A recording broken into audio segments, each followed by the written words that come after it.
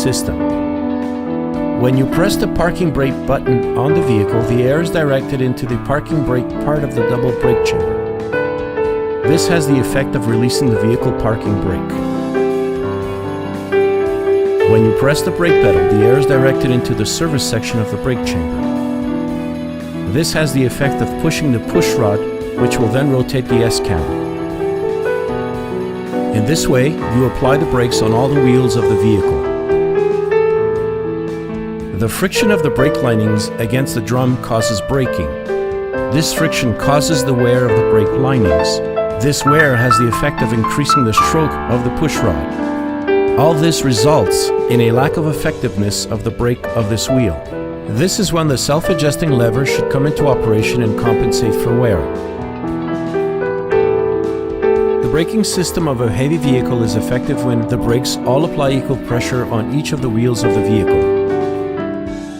On the other hand, poorly adjusted brakes will exert uneven pressure on all the wheels of the vehicle.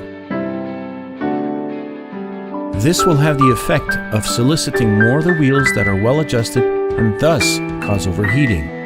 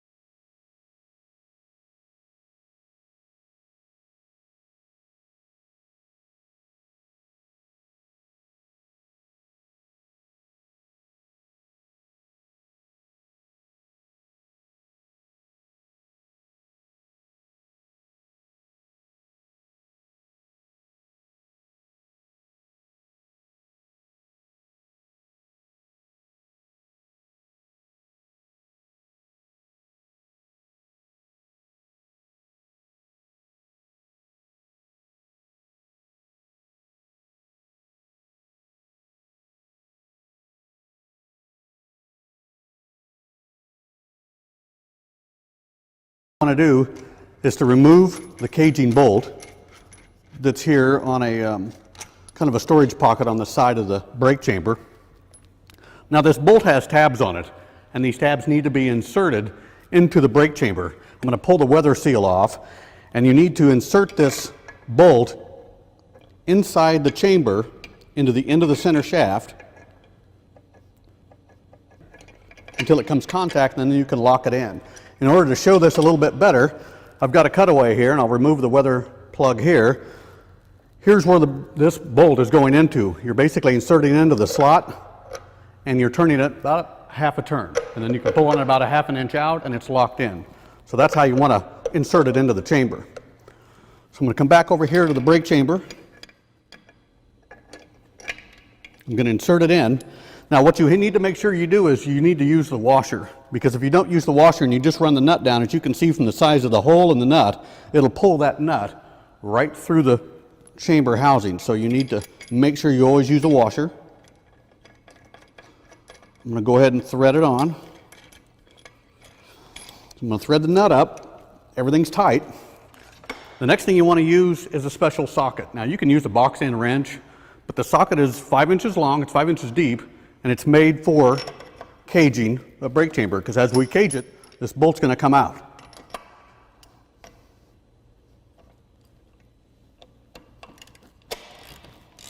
So basically, I'm going to run this bolt all the way in, and it may take a little bit to do so, and I'm going to run it in until it stops. Now you don't want to use an air wrench doing this. You need to do it by hand.